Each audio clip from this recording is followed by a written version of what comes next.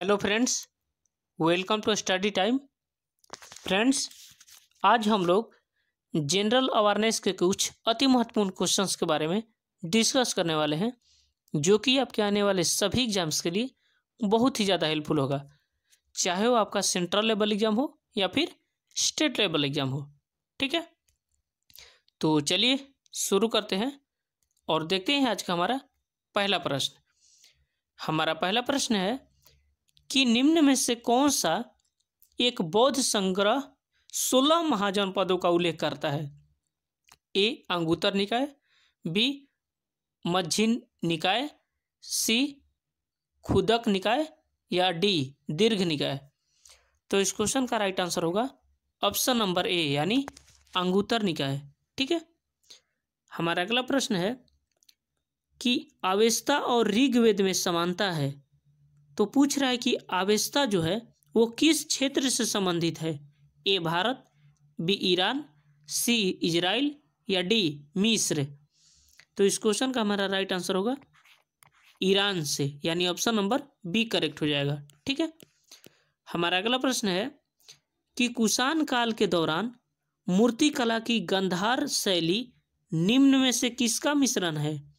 ए भारत इस्लाम शैली, बी भारत ईरानी शैली, सी भारत चीन शैली या डी भारत ग्रीक यूनानी शैली। तो इस क्वेश्चन का राइट आंसर होगा ऑप्शन नंबर डी यानी भारत ग्रीक यानी यूनानी शैली। ठीक है, चलिए अगला प्रश्न देखते हैं। हमारा अगला प्रश्न है कि नरसिंहम समिति का संबंध किससे है?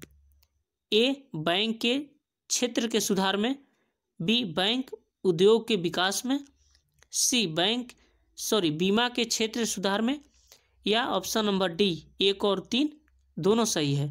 तो इस क्वेश्चन का राइट आंसर होगा ऑप्शन नंबर ए यानी बैंक के क्षेत्र के सुधार में नरसिंहम समिति का संबंध है। ठीक है, हमारा अगला प्रश्न है कि भारत के राष्ट्रपति निर्वाचित होने से पहले यानी पूर्व निम्न में से कौन उपराष्ट्रपति नहीं थे? A doctor S Radhakrishnan, B doctor Zakir Hussain, C V V Giri या डी ज्ञानी जेल सिंह। तो इस क्वेश्चन का राइट आंसर होगा ऑप्शन नंबर डी यानी ज्ञानी जेल सिंह। ठीक है, हमारा अगला प्रश्न है कि किस सिख गुरु ने फारसी में जफरनामा लिखा था? ए गुरु हरिराय, बी गुरु हरिकिशन, सी गुरु गोविंद सिंह या डी गुरु तेग बहादुर।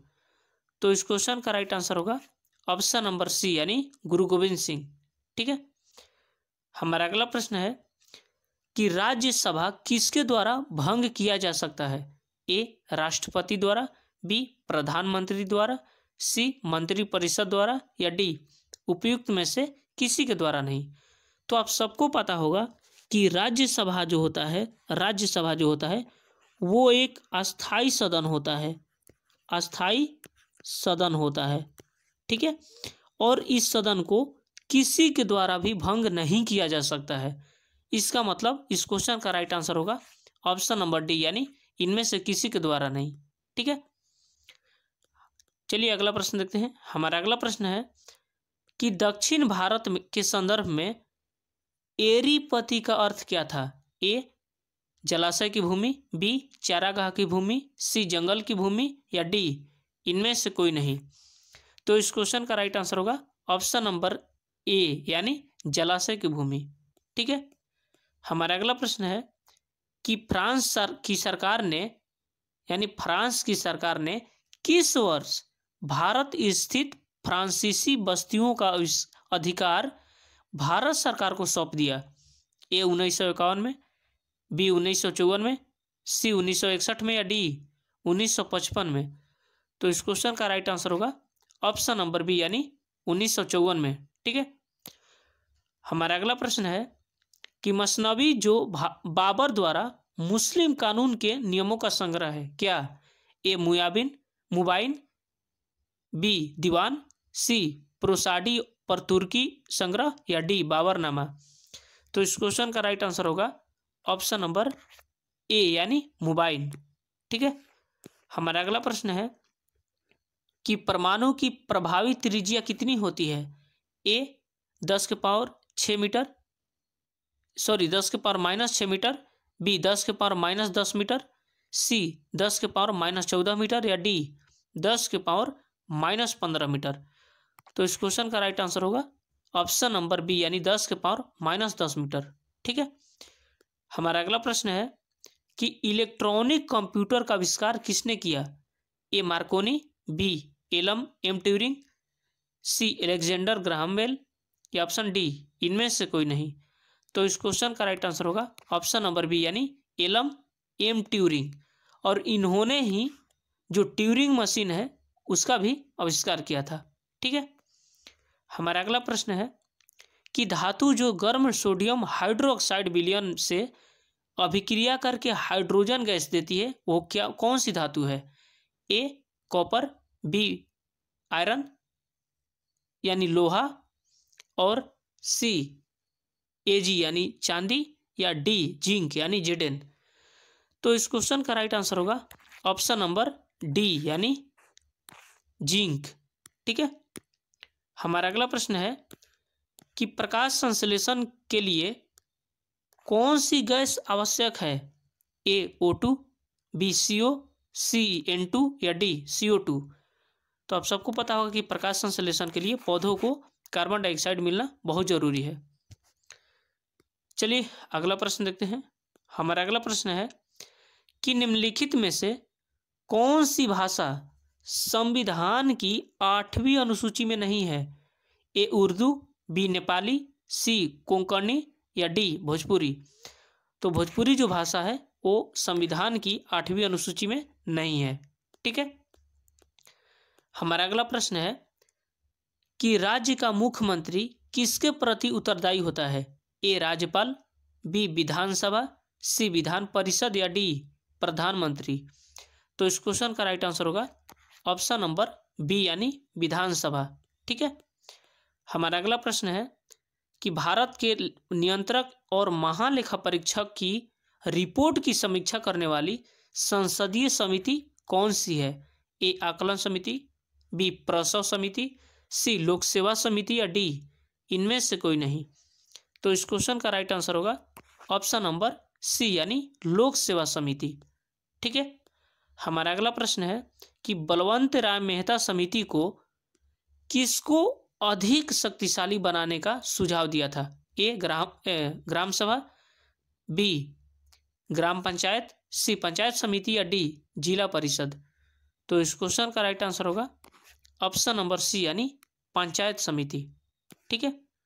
हमारा अगला प्रश्न है कि भारत में पंचायती राज अधिनियम कब लागू किया गया यानी कब लागू हुआ? ए 24 अप्रैल 1993, बी 24 अप्रैल 1994, सी 24 मई 1993, या डी 24 मई 1994। तो इस क्वेश्चन का राइट आंसर होगा ऑप्शन नंबर ए यानी 24 अप्रैल 1993। हमारा अगला प्रश्न है कि भारतीय संविधान को कितने भागों में विभाजित किया गया है यानी बांटा गया है? ए 16 भाग में, बी 22 भाग में, सी 24 भाग में, या डी 25 भाग में। तो इस क्वेश्चन का राइट आंसर होगा ऑप्शन नंबर बी यानी 22 भाग में। ठीक है। हमारा अगला प्रश्न है कि निम्नलिखित में से किस लिखित को रेखांकन लागू होता है? ए चेक, बी बिल, सी बचत पत्र, या डी हुंडी। तो इस क्वेश्चन का राइट आंसर होगा ऑप्शन नंबर ए यानी चेक। हमारा अगला प्रश्न है कि विश्व में सेलफोन का सबसे बड़ा उत्पादक देश कौन सा है? ए संयुक्त राज्य America, B China, C Japan, या डी साउथ कोरिया यानी दक्षिण कोरिया। तो इस क्वेश्चन का राइट आंसर होगा ऑप्शन नंबर बी यानी चाइना। ठीक है। हमारा अगला क्वेश्चन है कि निम्नलिखित में से कौन कायांतरिक चट्टान है? ए ग्रेनाइट, बी शैल, सी संगमरमर, या डी बेसाल्ट। तो जो संगमरमर होता है वो एक कायांतरिक चट्टान होता है। ठीक है। हमारा अगला प्रश्न है कि अफ्रीका महाद्वीप में निम्नलिखित में से कौन सी झील भूमध्य रेखा पर स्थित है? ए टंगानिका, बी विक्टोरिया, सी न्यासा या डी करीब। तो इस क्वेश्चन का राइट आंसर होगा ऑप्शन नंबर सी यानी न्यासा। ठीक है। हमारा अगला प्रश्न है कि समुद्र की गर्म जलधाराएं किस ओर जाती है? ए ध्रुवों की ओर, बी भूमध्य रेखा की ओर, सी उष्ण कटिबंध की ओर या डी इनमें से कोई नहीं।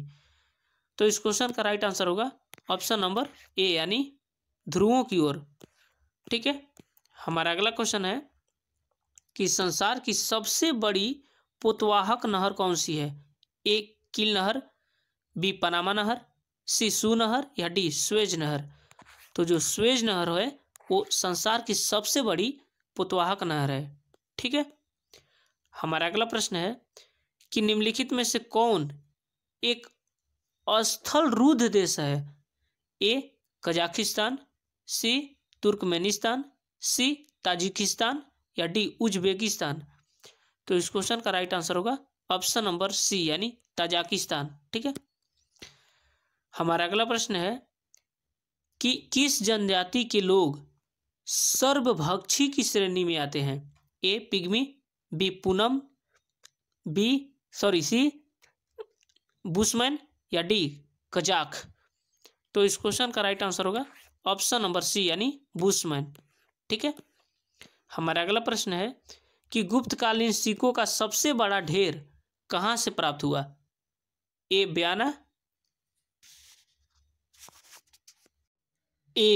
बयाना यानी भरतपुर, बी देवगढ़ यानी झांसी, सी भूमरा यानी मध्य प्रदेश या ऑप्शन नंबर डी यानी तिगवा यानी मध्य प्रदेश।